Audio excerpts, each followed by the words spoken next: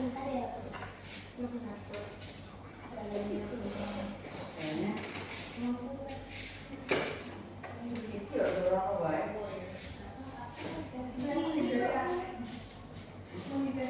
oh mau dari AC loh.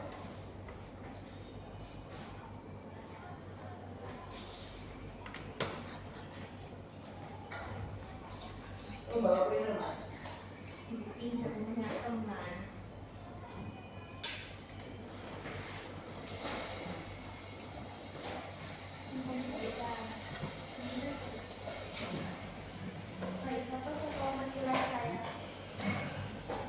Aku punya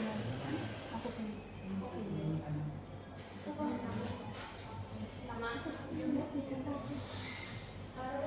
kalau sama ini Hen, main aku nih, tak kirim ya.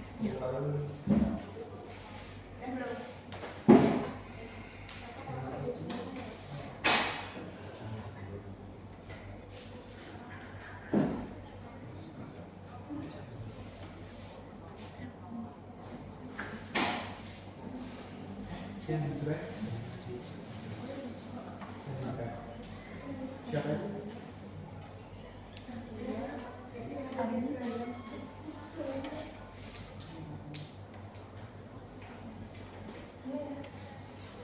Assalamualaikum warahmatullahi wabarakatuh. Waalaikumsalam warahmatullahi wabarakatuh. Selamat sore anak-anak. Selamat sore Bu. Oke, sebelum kita memulai pelajaran hari ini, terlebih dahulu kita memulai doa masing-masing. Berdoa menurut kepercayaan dimulai. Selesai. Gimana nih semangatnya sore hari ini? Masih tetap semangat kan? Lemas sedikit. Duh, lemas sekali. Masih semangat juga nih anak-anak? Masih sedikit. Oke. Pada pertemuan hari ini kita akan membahas tentang pengadaan sarana dan prasarana. Dalam kehidupan sehari-hari kita tidak luput dari yang namanya sarana dan prasarana. Seperti di dalam kelas ini, saat kita melakukan pembelajaran, terdapat sarana dan prasarana yang dapat memenuhi kebutuhan kita. Coba Helga diberikan contoh sarana dan prasarana di dalam ruangan kelas ini. Kalau sarana itu kayak meja, kursi, terus ada ini TV. Kalau prasarana ruangan ini. Betul, jadi itu merupakan contoh dari masing-masing sarana dan prasarana yang dapat membuat keberjalanan kegiatan secara optimal. Nah, selanjutnya dalam pembelajaran pada hari ini kita memiliki tujuan pembelajaran. Yang pertama yaitu menjelaskan pengertian sarana prasarana dengan tepat dan mengidentifikasi klarifikasi sarana dan prasarana berdasarkan jenisnya serta membedakan barang habis pakai, barang tidak habis pakai, dan barang tidak bergerak.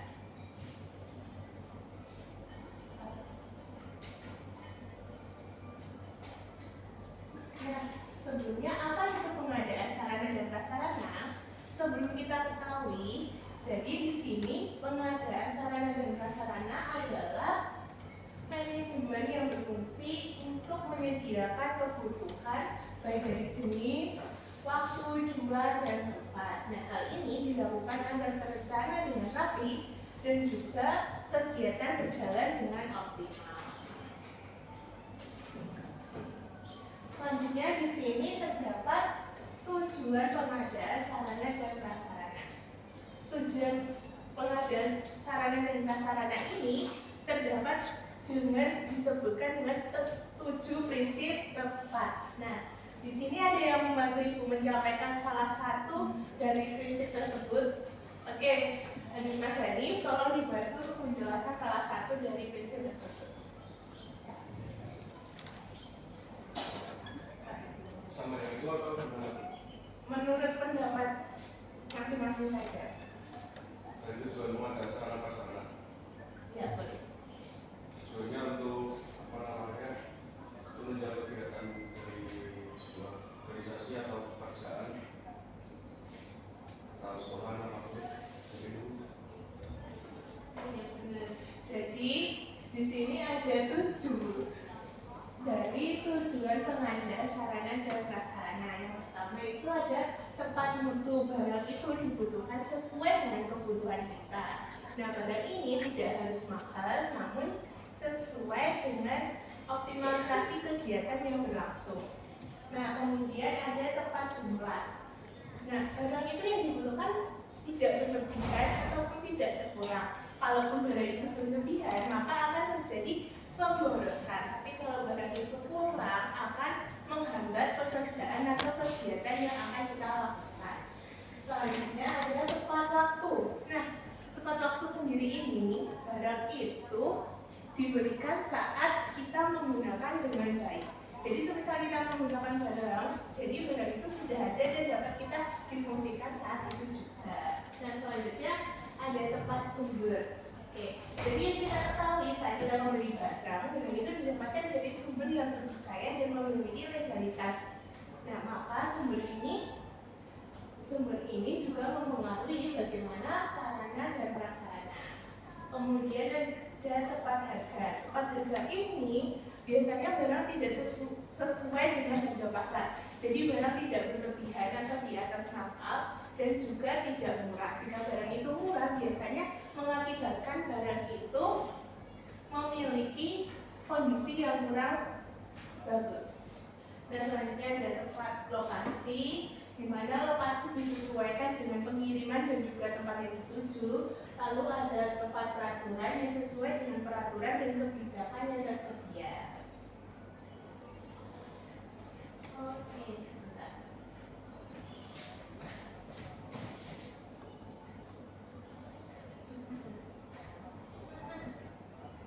Nah, sebelum kita masuk ke materi selanjutnya, di sini kita akan melakukan permainan terlebih dahulu. Tapi kalian tidak usah pakai saja, karena itu akan memberikan kertas. Dan di sini kertasnya ada 2 yang menuliskan salah dan juga benar. Jadi masing-masing jika jawabannya itu benar, maka kalian akan mengangkat kertas yaitu benar, dan jika jawaban salah akan mengangkat kertas salah. Nah, untuk yang menjawab salah maka akan diberikan hukuman, dan untuk jawaban yang benar maka tetap duduk. Oke?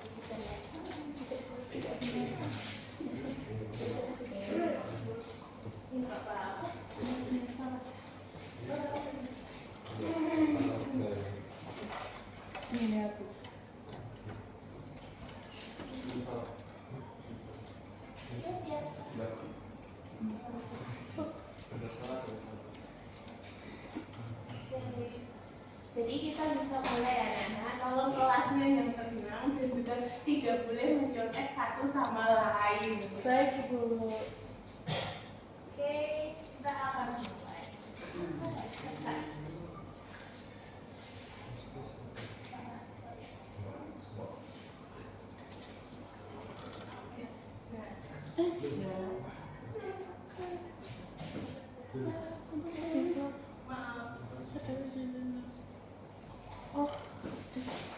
Ayo kita akan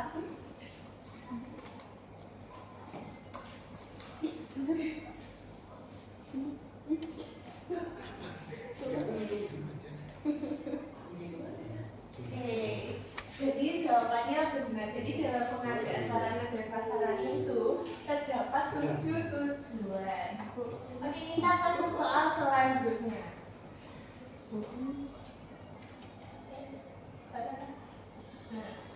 Barang tidak habis pakai, tidak memerlukan perawatan. Apakah itu benar atau salah? 1, 2. Misalnya kebalik. Maaf. Bentar ya.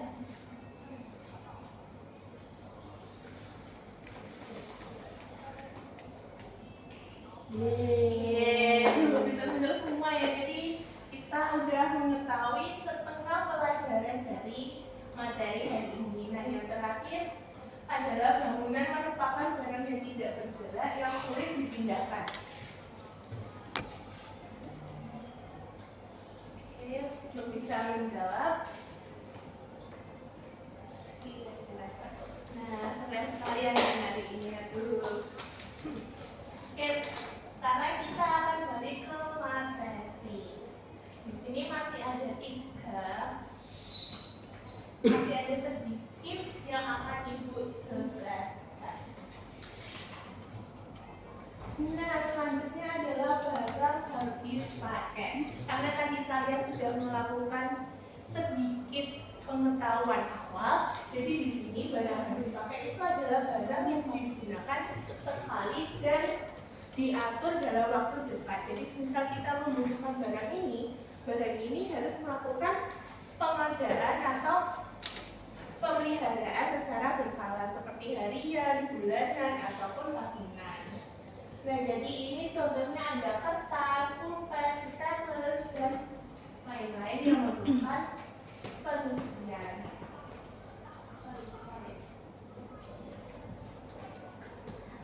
Nah, selanjutnya adalah barang tidak habis pakai.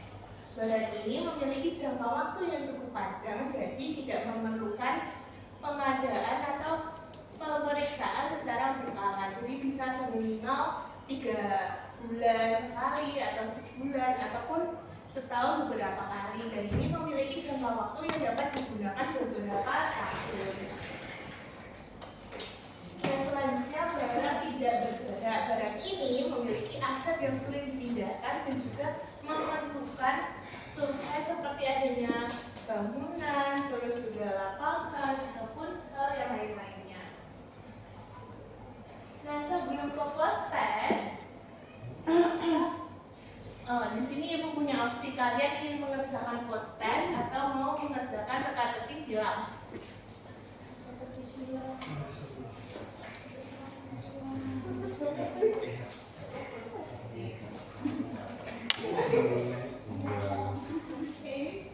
Jadi mari kita bermain TTS. Ini sangat gampang karena tidak bergaris ya. Ya, Ibu.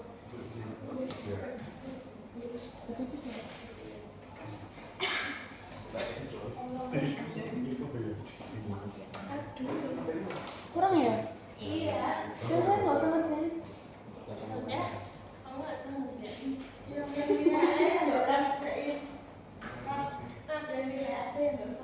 Oh iya, betul. Ada aja celah. Makasih ibunya. Ada aja.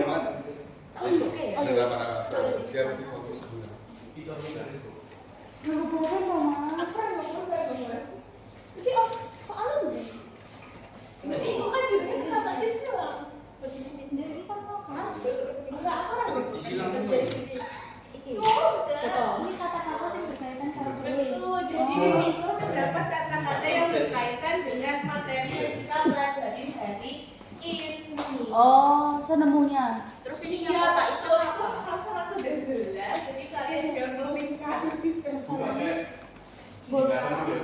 Pulpen saya di mana?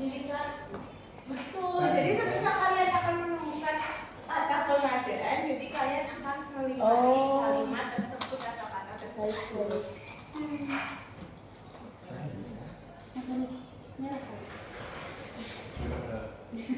Waktunya 2 menit cukup anak-anak? Kurang dulu.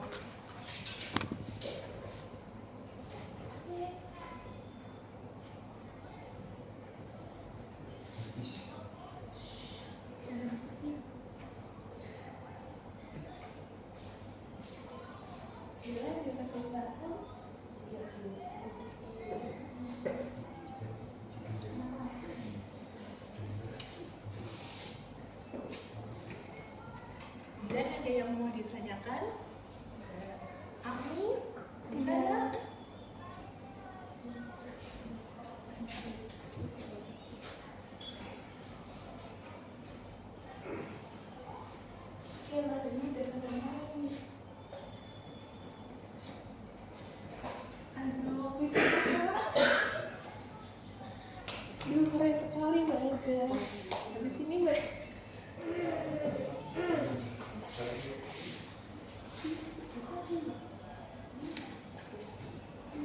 Ada yang sudah selesai? Oke. 10 detik lagi akan Ibu minta ya anak-anak.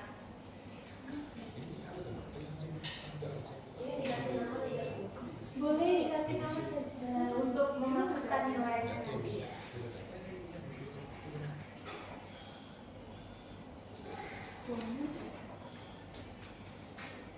Oke, waktunya sudah habis, jadi dapat dikumpulkan ya. Oke, baik.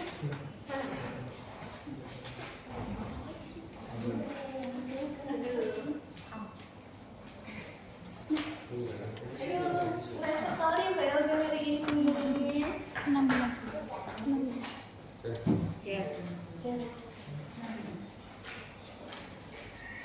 Oke, jadi Ibu rasa pelajaran kita cukup sampai di sini, dan sebagai penutupan sebenarnya ada terdapat kesimpulan. Nah, untuk Mbak Bulan tolong dibacakan kesimpulannya tersebut, atau dengan bahasa yang Anda dengarkan pada hari ini saja. Kesimpulannya, sarana dan prasarana merupakan bagian penting dalam menunjang kegiatan operasional agar pengelolaannya lebih efektif dan efisien. Perlu dilakukan klasifikasi berdasarkan jenisnya, yaitu barang habis pakai, tidak habis pakai, dan tidak bergerak. Dengan klasifikasi yang tepat, proses perencanaan, penggunaan, dan pemeliharaan dapat berjalan lebih terarah sesuai kebutuhan. Oke, jadi kesimpulan hari ini adalah sarana dan prasarana itu adalah barang-barang yang dapat digunakan untuk menunjang kegiatan operasional. Barang-barang ini yang akan mempengaruhi bagaimana efektivitas dan juga efisiennya keberlangsungan kegiatan. Nah, sebelum itu Ibu akan memberikan tugas di rumah. Jadi kalian hanya mengamati dan mengelompokkan apa saja sarana dan prasarana yang ada di rumah kalian. Tugas ini ditulis di kertas HVS dan akan dikumpulkan pada minggu depan. Oke, sekian dari Ibu. Atau apakah ada yang perlu ditanyakan? Belum. Oke, baik. Jadi kalau begitu Ibu akan tutup pembelajaran pada hari ini. Semoga kita semua diberikan kelancaran kesehatan dan juga ilmu yang lebih baik. Sekian dari Ibu. Wassalamualaikum warahmatullahi wabarakatuh. Waalaikumsalam warahmatullahi wabarakatuh.